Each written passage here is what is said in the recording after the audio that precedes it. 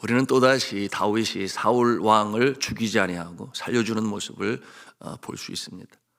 우리가 지난번 24장에서도 보게 되었죠. 그때도 이 사울 왕이 혼자 엔게디 동굴 안에 들어왔을 때 그 안에 있었던 다윗과 그의 동료들이 죽일 기회가 되었지만 죽이지를 아니했어요. 이처럼 다윗이 사울 왕을 죽일 기회가 있었으나 죽이지 아니하는 이유는 그도 하나님께 기름 부음 받은 자인데 내 손에 피를 묻혀서는 아니 될 것이다. 그것은 내가 해야 할 일이 아니다. 이와 같은 믿음 때문에 그가 죽이지 아니하고, 또 한 가지는 무엇이었습니까? 내가 하지 않아도 어련히 인간의 생사화복의 주권자가 되신 하나님께서 하실 것 아니냐, 이와 같은 믿음이 있었기 때문이었습니다. 자, 오늘 본문 말씀은 이 엔게디 동굴의 상황과 여러모로 비슷하지요. 다윗은 사울을 죽일 수 있는 기회를 가졌고 또 그 옆에 있는 동료들은 지금이 찬스입니다, 이렇게 권하였습니다. 그러나 다윗은 그들의 충고를 따르지 아니하였습니다. 여러분, 이때에도 사울을 죽일 수 있었으나 죽이지 아니했다라고 하는 그 물증, 그것만을 취하는 모습인데요, 24장에서는 사울 왕의 뒤로 다가가 그 옷깃을 비웠습니다. 그리고 오늘 본문에서는 사울의 물병과 창을 취하였어요. 이 다윗이 밤에 야영 중인 이 사울 왕의 진영에 들어가서 잠자고 있는 사울의 침상 곁에 있는 이 물병, 그리고 땅에 꽂혀 있는 창을 가지고 나왔습니다. 자, 이 두 사건에서 우리가 배우는 영적 교훈이 있다면 그것이 무엇이겠습니까? 그것은 앞에서 말씀을 드렸어요. 하나님께 맡기는 것입니다. 하나님께 맡겨서 전지전능하신 영혼의 창조주여 생명의 주관자가 되신 하나님께 맡기겠다 하는 그와 같은 모습인데요, 하나님은 공의로우신 하나님이시며 공의로우신 하나님께서 반드시 이 일 가운데 개입하시고 역사하실 것이다 라고 하는 그 믿음의 발로였던 것입니다. 사울 왕에 대하여 다윗이 무죄하다고 하는 것은 이미 사무엘상 24장을 통해 사울 왕이 그의 입술을 통해 친히 고백을 했습니다. 24장 17절의 말씀인데요, 제가 읽습니다. 다윗에게 이르되 나는 너를 학대하되 너는 나를 선대하니 너는 나보다 의롭도다. 너는 나보다 의롭도다. 그러나 10사람의 밀고로 이 다윗이 하길라산이라고 그랬어요. 은거하고 있는 이 하길라산에 은거하고 있다는 것을 이 사울 왕이 알게 됩니다. 그러므로 이 하길라산에 은거하고 있는 다윗을 죽이기 위하여 사울은 다시금 군사를 동원하여 다윗을 죽이고자 하여 오게 되었으니, 이런 행위는 어떤 행위예요? 다윗의 정직성을 알고 있어요. 하나님이 그를 보호하신다는 것도 알고 있어요. 그럼에도 불구하고 또 그를 죽이려고 하는 것은, 이것은 하나님을 대적하는 것입니다. 하나님의 분명한 뜻을 알고 있으면서도 여전히 그를 죽이려고 하는 이와 같은 모습은 더욱 악한 죄악이라 할 수 있을 것입니다. 여러분, 이처럼 점점 악해져 가는 이 사울 왕을 온전함으로, 순전함으로, 변하지 않는 믿음으로 대하는 이 다윗의 모습은 분명 극명한 이 차이를 보여주고 있습니다. 왜 이렇게 서로가 다른 것일까요? 그 이유는 아주 단순하죠. 하나님께 인도함을 받고 쓰임을 받았던 이 사울 왕은 더 이상은 아니에요. 하나님이 그를 떠나셨습니다. 하나님께서 그를 떠나셨을 때 이 사울 왕의 모습은 비록 왕의 권세를 가지고 있지만, 그러나 그는 이제 하나님께 속한 자가 아니에요. 세상에 속한 자가 되었고, 세상에 속한 자들처럼 세상을 닮아가요. 이생의 자랑, 육신의 정욕, 안목의 정욕에 마음도 멀고 눈도 멀었습니다. 그 모습이 극명히 다른 모습이죠. 그러므로 이 세상이 그를 이끌고 가는 것이지 하나님이 그를 이끌고 가는 것이 아니다. 자, 사랑하는 성도 여러분, 하나님께서 인도하시는 인생은 복된 인생인 줄로 믿으시기를 바랍니다. 나의 인생의 운전대에 누가 앉아 계신가? 내가 타고 있는 이 차의 운전대에 누가 계신가? 세상인가? 하나님인가? 그것은 너무나 중요한 것이죠. 그러나 나의 인생을 온전히 하나님께 맡기고 그의 인도하심을 순종하며 따르는 자는 필경승리요. 그러나 그 운전대가 세상인 자들은 필경 그 마지막의 모습이 멸망인 것이에요. 이 땅에서는 잘 살지 몰라도 그 마음의 공허함과 허전함 그리고 불안함은 떨쳐버릴 수가 없어요. 여러분, 죽었다고 해서 다 끝이랍니까? 그렇지 않잖아요. 제2의 사망에 들어가리라. 이것이 세상을 따르는 자의 마지막 비참한 결론이 되는 것입니다. 하나님을 믿는 그 믿음이 내 삶을 운전하게 하라. 여러분, 굉장히 중요한 것이죠. 이게 무슨 말씀이겠어요? 나의 삶을 누가 인도하며 나의 삶을 누구에게 맡겼는가? 여러분, 나는 주를 따른다. 이 믿음을 가지고 살아가는 것은 우리의 심령 가운데 평강을 얻게 하는 것이요, 확신 가운데 서는 것이니, 여러분, 많은 것을 가져도 아니요, 많은 것을 배워도 아니요, 그렇다면 복음은 공평하지 못하는 것입니다. 여러분, 이 복음, 예수 그리스도의 십자가의 보혈은 많이 가진 자나 적게 가진 자나, 많이 배운 자나 적게 배운 자나 공평하게 주시는 하나님의 선물인 줄로 믿으시기를 바랍니다. 이제 본문에서 하나님께서 함께 하시는 인생의 이 표본인 다윗과 그리고 세상의 권세를 잡고 있는 사울왕, 하나님이 떠난 이 존재에 어떤 차이점을 가지고 있는지 우리가 보고자 합니다. 첫째로, 사울왕이 다윗을 추격하는 것은 사실 하나님과 원수되는 행위였죠. 추격하지 말아야 했습니다. 그것이 하나님의 뜻이었어요. 그러나 인간적인 생각이 그 마음에 가득하니 다윗을 추격하여 죽이고자 합니다. 자신의 왕의 자리에 뒤를 이어 다윗이 왕이 될 것을 사울왕은 알고 있었죠.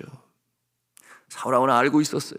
그것을 거스릴 수는 없는 것입니다. 그럼에도 불구하고 자신의 자녀에게 그 권력을 세습하기 위한, 이것이 세상의 욕심 아니에요?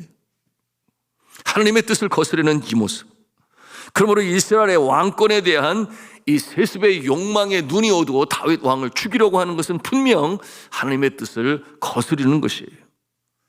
다윗에게 이처럼 은혜를 입으면서도 그를 죽이려고 혈안이 되어 있는 이 모습은 하나님께서 인도하시는 인생이 아니죠.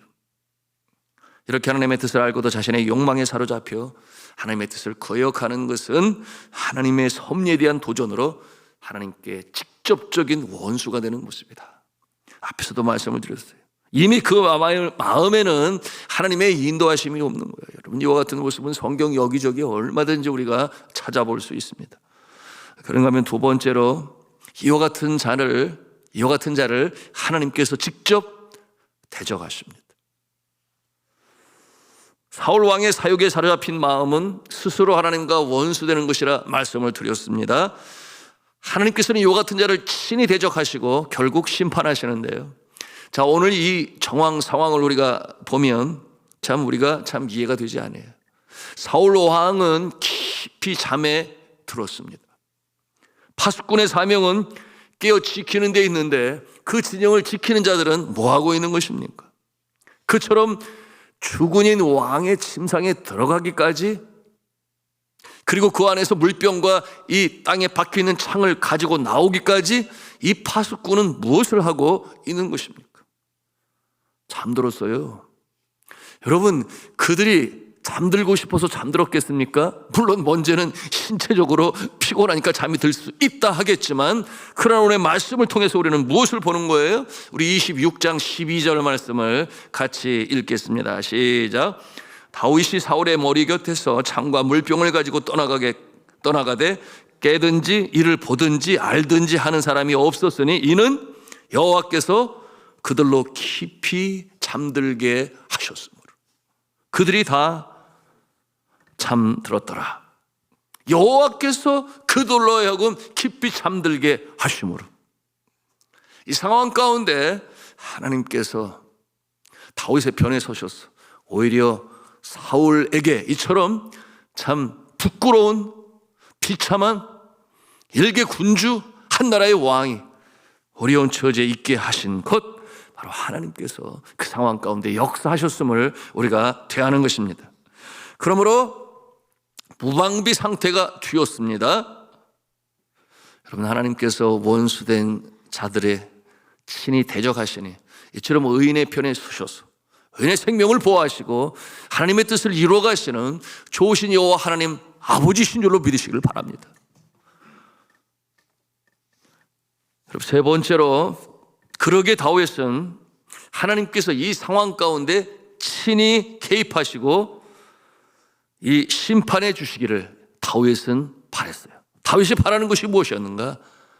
내가 하지 않아도 하나님께서 친히 개입해 주시고 하나님께서 이 상황 가운데 역사하여 주옵소서. 전적으로 하나님을 의뢰하는 이 모습은 100% 하나님을 의지하는 이 다윗의 믿음을 보여주는 것인데요. 여러분, 이와 같은 고난 가운데 하나님께서 친히 개입하셔서 역사하여 주시고 또한 친히 갚아주실 것이다. 그가 전장에서 죽든지, 여하튼 이 다윗의 마음 가운데는 이 사울을 사랑하고 감싸고 이런 마음은 사실 없었지요. 그의 마음에는 하나님께서 알아서 해주세요, 이와 같은 마음을 가지고 있었습니다. 그러므로 다윗은 언제나 고난 중에 내가 여호와께 피하나이다, 내가 여호와께 피하나이다.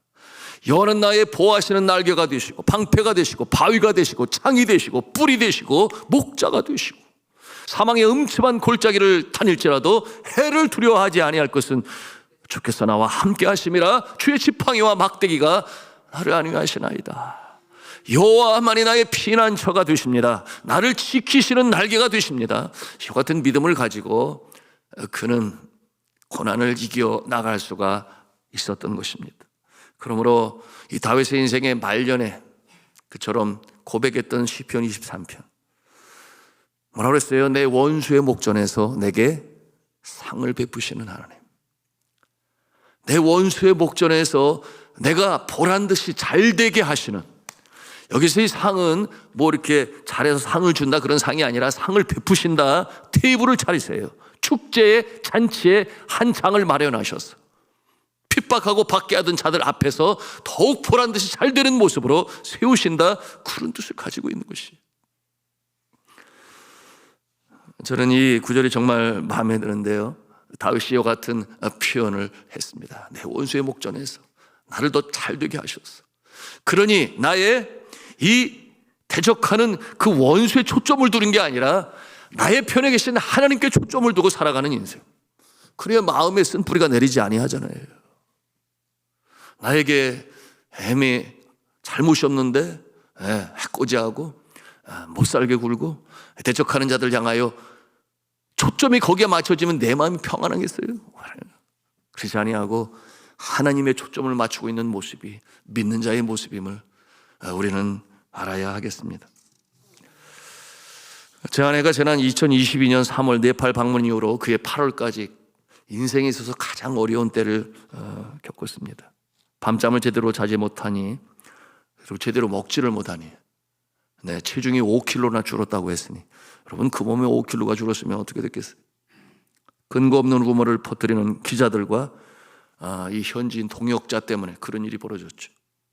아침이면 학교로 들이닥치는 이 기자들, 이 보도진들, 그래서 텔레비전까지 나오게 됐는데, 여러분, 이 배역한 이 동역자의 말만 듣고 그리고 믿고 이 교육기관의 고위 관리까지 이 색안경을 끼고 이 김금래 선교사를 의심했던 것이죠.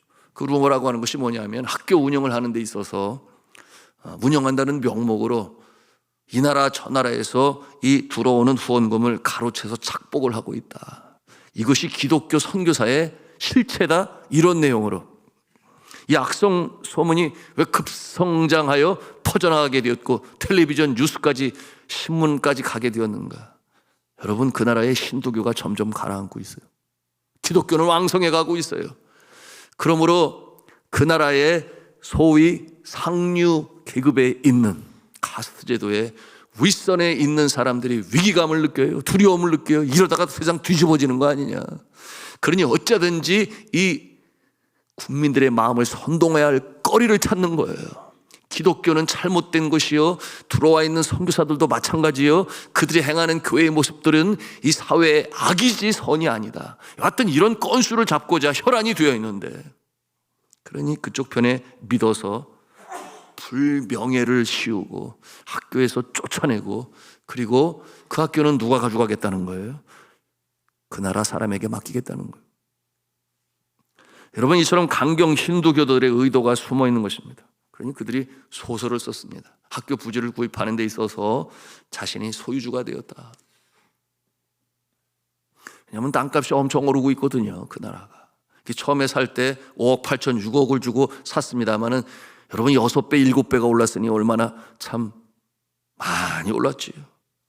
그러므로 그 내용을 가지고 기자들이 땅 문서 보여달라고, 그렇게 땅 문서 보여줄 이유가 뭐가 있어요? 개인의 권한인데. 그리고 교사들에게 적합한 임금을 지불하지 아니했다. 여러분, 그 발단의 배경이 뭐였는가 하면, 초급대학 교사가 하나 있는데 계약이 끝났어요. 그때만을 기다렸죠. 왜? 게으르고 나태하고. 그러니 계약이 끝나기를 바라요. 이제는 권고사직을 시켰는데 이것을 가지고 길길이 날뛰면서 자기를 억지로 해고해야 했다. 이 또한 거짓으로 루머를 퍼뜨렸는데 그 잘못된 앙심이죠. 얼마나 헌신하며 희생하며 그 학교를 키워왔습니까? 그런 억울한 이 내용을 들을 때마다 얼마나 마음이 힘들겠습니까? 정말 그 루머가 사실로 바뀌어서 그렇게 알려지고 그것이 사실이 아닌데 팩트가 되어서 어떻게 되는 거예요? 하나님의 영광이 가려우고 그날에서 본인은 쫓겨나고 이 학교는 어디로 가는 것이며, 여러분, 이와 같은 상황 가운데서 정말 마음도 힘들고 먹지도 못하고, 이와 같은 상황 가운데서 누구를 의지하겠습니까? 하나님밖에 없는 거죠. 거기서 누구를 의지하겠어요, 나그네가. 그러니 주님을 바라보며 눈물로 기도하며 때로는 금식으로 기도하며 하나님께 아뢰는데, 성령께서 그의 마음에 주시는 말씀이 있었으니 그것이 미가서 7장 7절에서 8절 말씀이라 했어요. 매일같이 그 구절을 암송하면서 잠이 안 올 때마다 그 말씀을 가슴에 뒀다고 그랬는데, 그 내용이 뭐였는가 하면, 오직 나는 여호와를 우러러보며 나를 구원하시는 하나님을 바라보나니 나의 하나님이 나에게 귀를 기울이시리로다. 나의 대적이여 나로 말미암아 기뻐하지 말지어다. 나는 엎드러질지라도 일어날 것이요 어두운 데에 앉아있을지라도 여호와께서는 나의 길에 빛이 되시리이다. 이와 같은 미가서의 말씀을 가슴에 담고 하루하루 중간에 나올 수가 없는 거예요. 나와서 쉬라고 그랬죠. 그러나 나올 수는 없는 거예요. 그들이 지켜보고 있으니까. 도망갔다 이 소문이 얼마나 도배를 하겠습니까? 여러분, 그러나 하나님은 의인의 곁에 서셔서 의인의 손을 들어주시는 공의의 하나님 아버지신 줄로 믿습니다. 땅 문서에 저와 아내의 이름이 없음이 증명되었죠. 또한 이 땅 구입금이 한국에서 학교 통장으로 들어오게 된 것이 은행을 통해서 바로 증명이 되었죠. 또한 학교에서 수익금을 개인적으로 착복한 것이 아니라 거꾸로 개인 통장에서 학교로 계속해서 후원금으로 들어가고 있는 모습이 또 증명이 되었으니 이것은 너무나 자명하고 분명한 것이죠. 감사하게도 이 교육부 관리 중에 한 사람이 이 사건의 내막을 다 알게 되었는데, 그래도 믿지 않는 사람들에도 여전히 양심이 살아있는 자들이 있어요. 하나님께서는 때로는 악한 자도 들어서 사용하시는데, 그와 같은 자의 이 양심에 따라서 이 사건의 내막을 알게 되었고, 그리고 이 자를 통해서 이 배역한 자에게 어떠한 명령을 외무부에 요청하였는가? 출국 금지. 이 사건은 고소 사건으로 발전할 수 있기 때문에 그를 내보내지 말아라. 외무부에 아예 통보를 해놓았어요. 하나님께서 역전의 이 역사, 반전의 역사를 시작하시는 것이죠. 결국 그 사건을 통해 음모는 무너지고 결론이 나게 되었는데, 김금래 선교사는 한국인으로서 그동안 고생하며 학교 발전에 혁혁한 공을 세웠으므로 그러므로 앞으로 학교 발전을 위해서 정식 워킹 비자를 받게 되었고, 교장 그 위에 학교 발전을 위한 디렉터십이라고 하는 권한을 주게 되었습니다. 이와 같은 권한은 거기에 있는 가톨릭 명문, 이태리에서 온 신부에게 준 그 학교 책임자의 권한을 김금래 선교사가 교육부로부터 받게 된 것이었습니다. 여러분, 하나님은 살아계시고 하나님은 공의의 하나님이 되시는 줄로 믿으시기를 바랍니다. 말씀을 맺습니다. 성경은 뭐라고 말씀합니까? 원수 갚는 것이 내게 있으니 내가 갚아주리라. 로마서의 12장 19절에 주께서 그렇게 말씀하셨습니다. 원수 갚는 것이 내게 있으니 내가 갚아주리라. 우리가 이 세상을 살아가다 보면 믿음의 사람이기 때문에 애매히 고난을 당할 때가 있어요. 그를 향하여 우리의 마음이 너무나 힘들고 지칠 때가 있어요. 여러분의 초점이 공의의 하나님이신 하나님을 바라보시기를 바랍니다.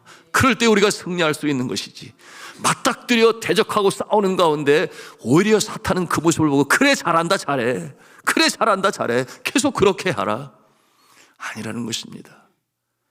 오늘도 우리의 삶의 현장, 총과 칼이 없지 전쟁터를 방문하는 생업의 현장에서 하나님을 바라보며 믿음의 주여 우리를 온전케 하시는 주와 더불어 승리하시는 저희 여러분 되시기를 주님의 이름으로 축원합니다.